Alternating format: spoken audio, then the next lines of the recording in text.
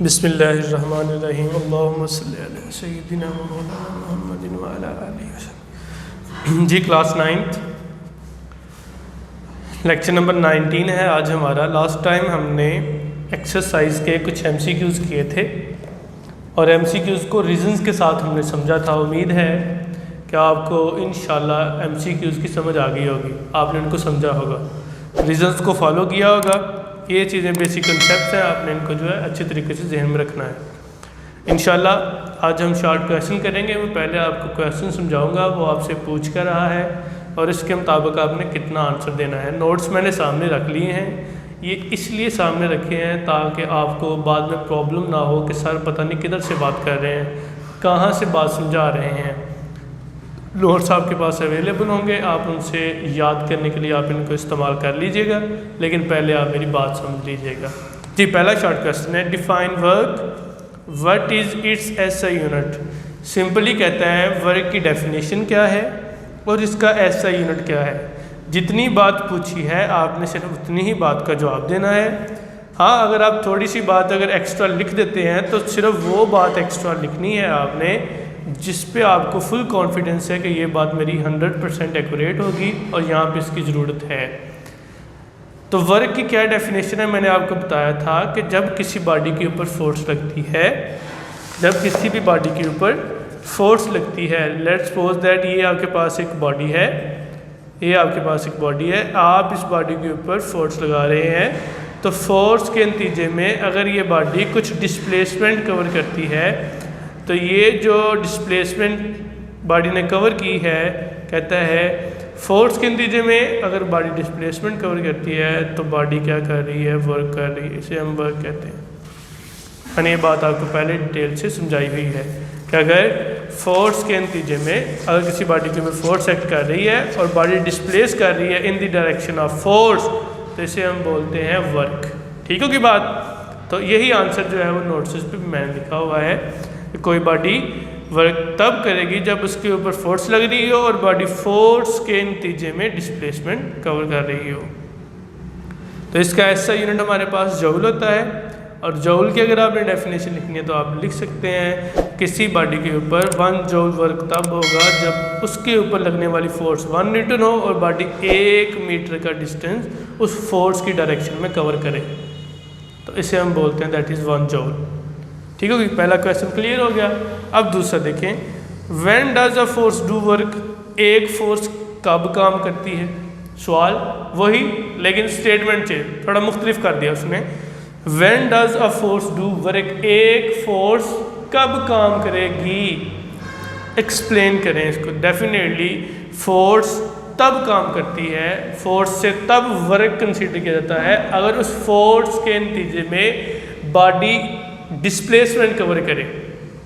अगर आप किसी कार के ऊपर धक्का लगा के आप उसे पुश करके, लेट्स सपोज दैट कि ये मेरे पास गाड़ी है, ये मेरे पास कार है, तो मैं इसके ऊपर ऐसे फोर्स लगाई हुई अपने हाथ से मैंने, हाँ, तो ये डिस्प्लेस नहीं हो रहा। मैं ऐसे फोर्स लगा के मैं दिन रात यही काम करता रहूँ, यहाँ उंगली रख के यहाँ फोर्स लगा के खड़ा रहूँ और बॉडी डिस्प्लेस ना हो, तो मैंने वर्क नहीं किया। तो फोर्स तब काम करती है कि अगर उस फोर्स के नतीजे में बॉडी जो है वो क्या हो, डिस्प्लेस हो। Force do work when force acting on a body and body displace in the direction of force, then force do work. तो फॉर वर्क का फार्मूला भी आपको याद है, W=F(S). ठीक है, तो ये सेकंड क्वेश्चन भी हो गया। आसान है, बातों को गौर से सुन ले एक दफ़ा, इंशाल्लाह समझ आ जाएगी। Why do we need energy, third question है, कहता है हमें एनर्जी की ज़रूरत क्यों है। तो बड़ा सिंपल है, एनर्जी की ज़रूरत, काम करने के लिए हमें एनर्जी की ज़रूरत होती है। याद रखिएगा, कोई भी काम, हर वो चीज़ या कोई भी चीज़ जो हम कर रहे हैं उसके करने के लिए हमें किसकी ज़रूरत है, एनर्जी की ज़रूरत है। एनर्जी होता क्या है, energy is the ability to do work, काम करने की सलाहियत एनर्जी है। तो अगर हमने कोई काम करना है तो काम करने के लिए हमें किसकी ज़रूरत है, एनर्जी की, मतलब एनर्जी ही है वो। फॉर एग्जांपल हम चलते हैं तो चलने के लिए एनर्जी की ज़रूरत है, हम दौड़ते हैं दौड़ने के लिए एनर्जी की ज़रूरत, हम किसी पेपर के ऊपर लिखते हैं तो लिखने के लिए एनर्जी की ज़रूरत है।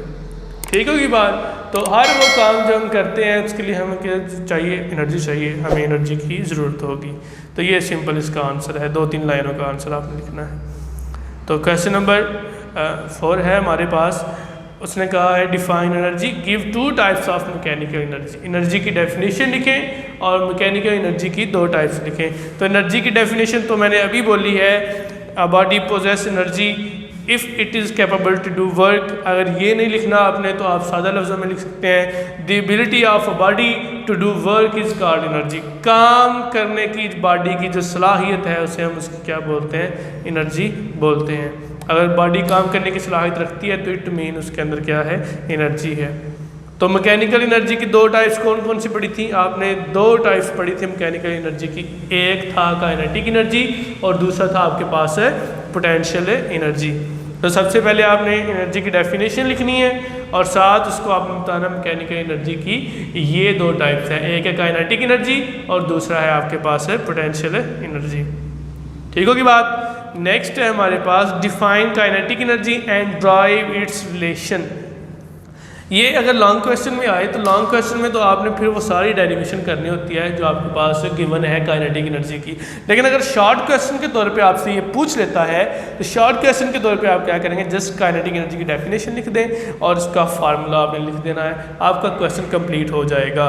लेकिन अगर लॉन्ग क्वेश्चन में आ जाता है तो फिर आपने ये सारा करना होता है। तो काइनेटिक एनर्जी क्या है, मैंने आपको बताया था कि किसी भी बॉडी के अंदर अगर उस बॉडी की मोशन की वजह से कोई एनर्जी है तो उसे हम बोलते हैं काइनेटिक एनर्जी। कोई बॉडी अगर उसकी मोशन की वजह से एनर्जी होल्ड कर रही होती है, पोजेस कर रही होती है, तो उस एनर्जी को हम नाम देते हैं काइनेटिक एनर्जी का। The energy possessed by a body due to its motion is called kinetic energy. तो काइनेटिक एनर्जी जो है हमारे पास उसका फार्मूला है 12 mv²। तो इसको आपने अच्छे तरीके से डेफिनेशन और फार्मूला शॉर्ट क्वेश्चन के लिए, अगर लॉन्ग में आ जाए तो फिर आप कंप्लीट लिखेंगे।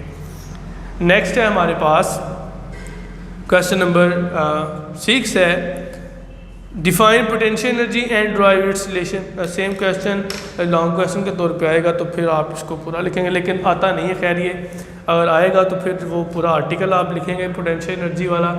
तो अगर ये शॉर्ट में पूछेगा तो आप जस्ट डेफिनेशन और डेफिनेशन के साथ आपने इसकी जो है वो फार्मूला इसका लिख देना है।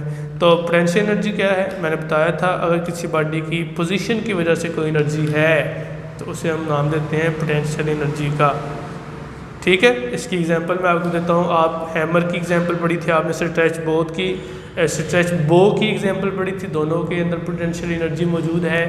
तो इसका फार्मूला है potential energy is equal to F cross H। H height है और F क्या है, उस बॉडी के ऊपर लगने वाली फोर्स। फोर्स ग्रेविटी की वजह से हो सकती है, फोर्स उसके वेट की वजह से हो सकती है, कोई भी फोर्स हो सकती है। ठीक है जी। तो F हमें पता है mg के इक्वल है, तो इसका फार्मूला बन गया आपके पास mg। ठीक है जी, ये इसका फार्मूला लास्ट पे आ गया आपके पास ये। तो आज के लिए मेरा ख्याल है कि इतने ही क्वेश्चंस काफ़ी हैं, 6 क्वेश्चन हो गए हैं हमारे। तो बाकी इंशाल्लाह हम नेक्स्ट करेंगे अगले लेक्चर में। तो इनको अच्छे तरीके से देख लीजिएगा, समझ लीजिएगा। बाकी नोट्स आपके पास अवेलेबल होंगे, आप उनसे याद करने के लिए उनको यूज़ कर लें और समझने के लिए आप मेरा लेक्चर गौर से सुन लें, इंशाल्लाह आपको बात समझ आ जाएगी। वस्सलामु अलैकुम वरहमतुल्लाहि वबरकातुहू। ये जो आप लेक्चर रोज़ पढ़ते हैं, इस लेक्चर को अच्छे तरीके से सुनने के बाद आप इसको लिखा भी करें और इसको याद भी किया करें। इससे आपके साथ साथ प्रिपरेशन हो जाएगी और ये आपके लिए फ़ायदेमंद है। वस्सलामु अलैकुम वरहमतुल्लाहि वबरकातुहू।